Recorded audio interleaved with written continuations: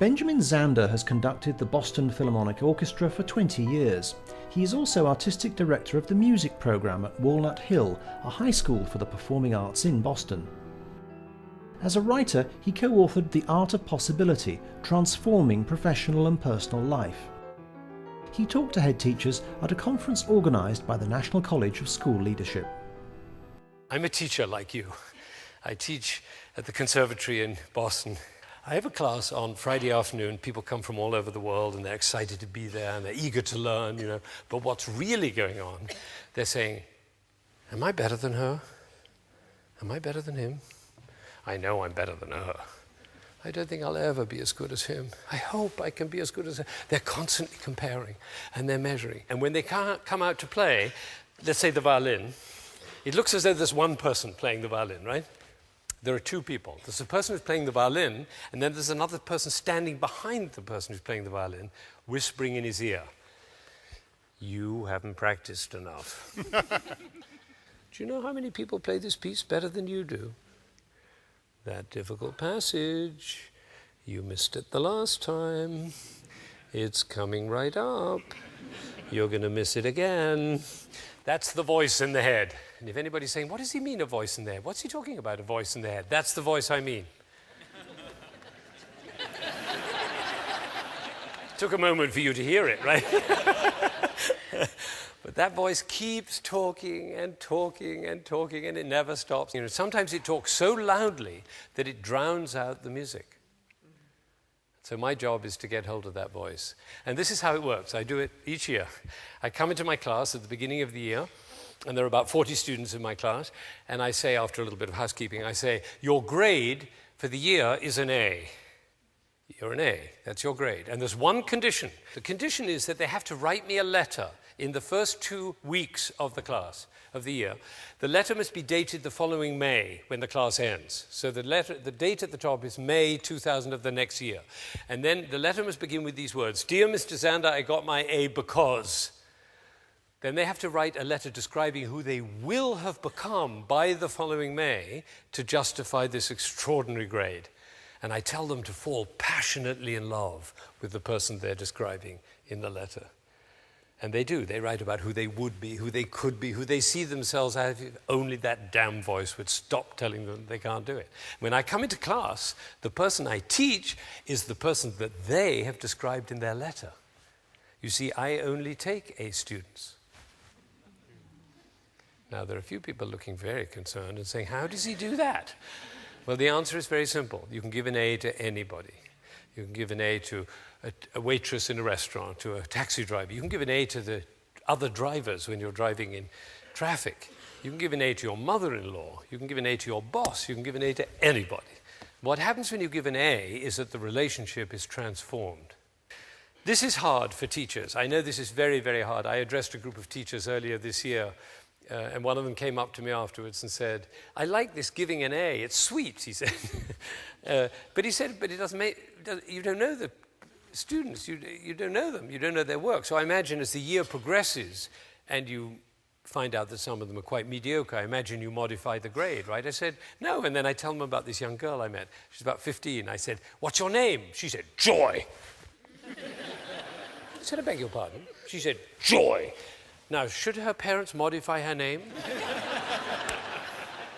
No, because we don't give children a name as an expectation to live up to. We give children a name as a possibility to live into.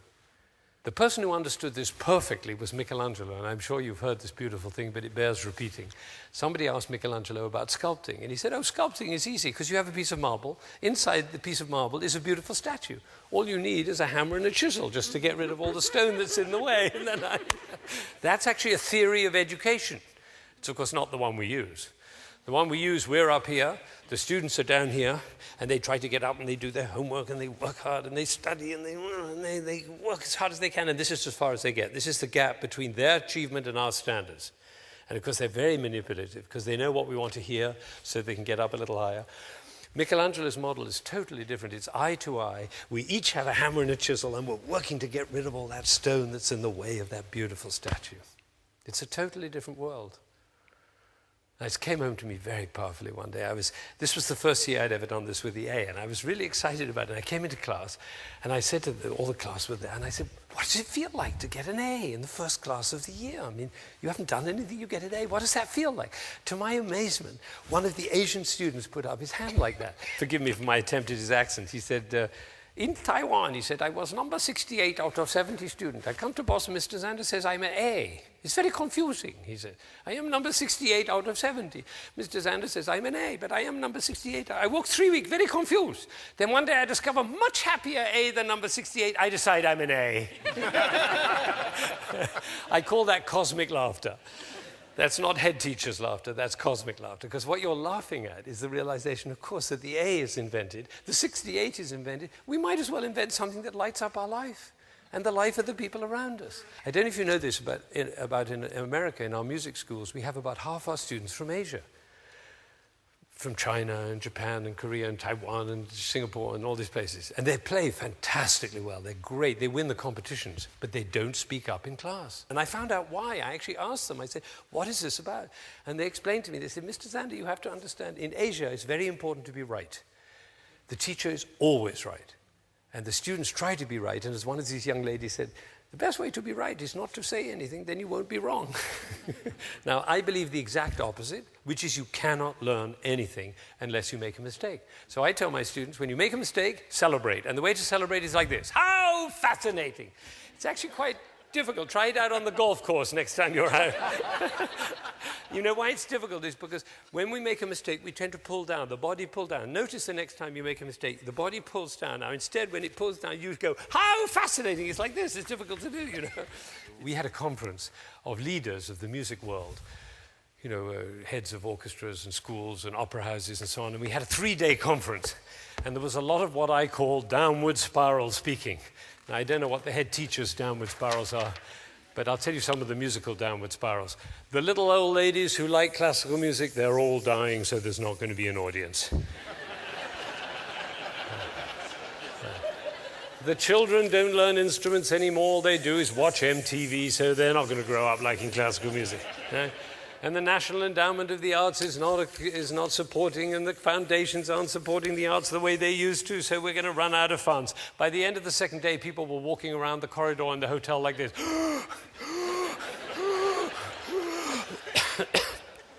Because, you know, everywhere there's downward spiral. You can't get around. I was looking at the Times this morning, and I thought of bringing it in and showing you how many columns in the Times are downward spirals. It's amazing. Every column is a downward spiral. Of course, the stock market, that's a downward spiral. Downward spiral. Also upward spiral. Upward spiral and downward spiral are actually the same thing.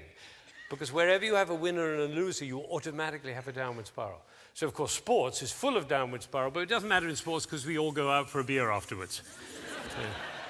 But our educational system is based on a downward spiral because there's nowhere to go from an A but down.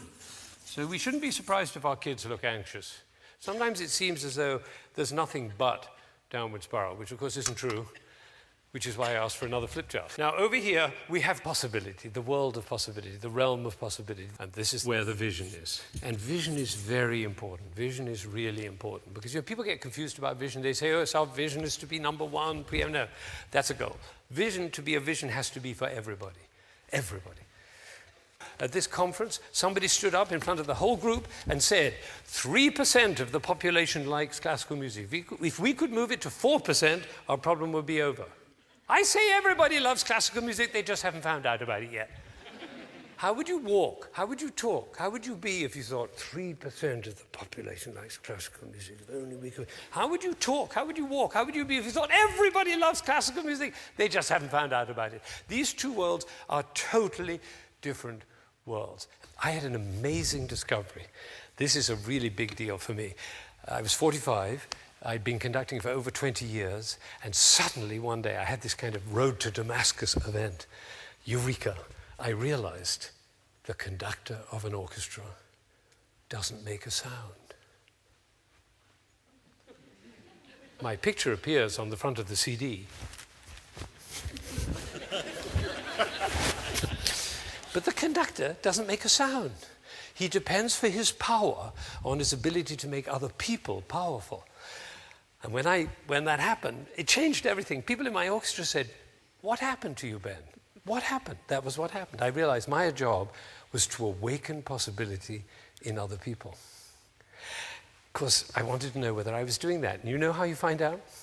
You look at their eyes. If their eyes are shining, you know you're doing it. You could light up a village with this guy's eyes. If the eyes are shining, you know you're doing it. If the eyes are not shining, you get to ask a question. Who am I being that my player's eyes are not shining? We can do that with our children too. Who am I being that my children's eyes are not shining? Now over here, we have goals. Have you noticed how goals tend to be rather grim? We have a goal. It's a rather grim pursuit. We have to make the goal. Now over here, you can have a goal as part of the vision.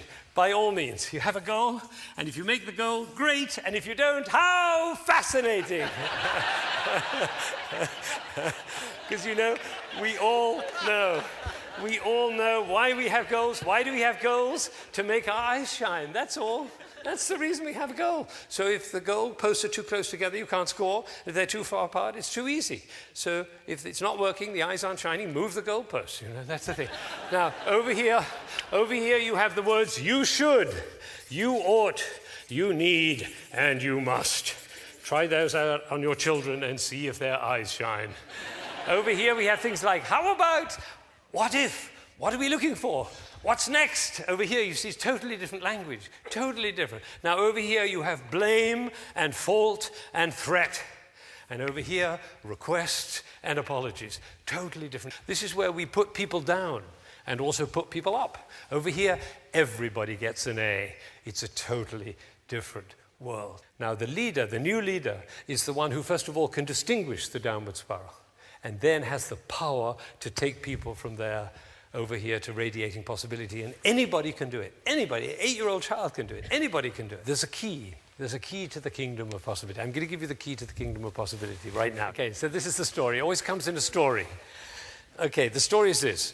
2 prime ministers were sitting in a room, and they had a conversation about affairs of state, you know, the way prime ministers do. And suddenly the door bursts open, and a man comes in a state of apoplectic upset.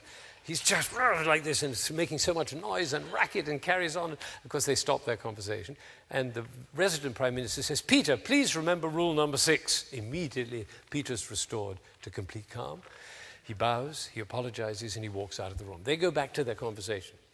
20 minutes later, the door bursts open again. A woman comes in. She's hysterical, and her hair is flying, and mascara's running. Everything is a mess. And shouting again and again. The prime minister says, Maria, please remember rule number 6. Immediately, she bows, she apologizes, she walks out of the room. And then 20 minutes later, it happens for the 3rd time. The 3rd time, the visiting prime minister says, my dear colleague, he says, this is astonishing. He said, I don't believe it. 3 people have come into this room out of control. And you just say rule number 6. Would you be willing to share what this rule number 6 is? He said, oh, it's rule number 6, very simple. Don't take yourself so goddamn seriously. He says, oh, that's a wonderful rule. What, may I ask, are the other rules? There aren't any. Cosmic laughter. Pretty tentative, I must say. Now, it comes down to 3 things. 3 things. 1, it's all invented. You've got to get that. It's all invented. 2, standing in possibility. And 3, rule number 6. That's it. Simple.